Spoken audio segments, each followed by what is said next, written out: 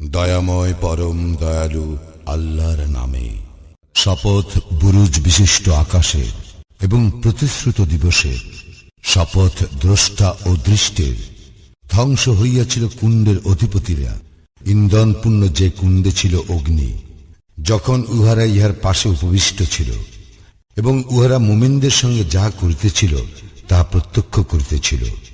উহারা তাহাদেরকে নির্যাতন করিয়াছিল শুধু এই কারণে যে তাহারা বিশ্বাস করিতে পরাক্রমশালী ও প্রশংসার্হ আল্লাহে। আকাশ মণ্ডলীয় পৃথিবীর সর্বময় কর্তৃত্ব যাহার, আর আল্লাহ সর্ববিষয়ে দ্রষ্টা। যাহারা বিশ্বাসী নরনারীকে বিপদাপন্ন করিয়াছে এবং পরে তওবা করে নাই, তাহাদের জন্য তো আছে জাহান্নামের শাস্তি, আছে দহন যন্ত্রণা।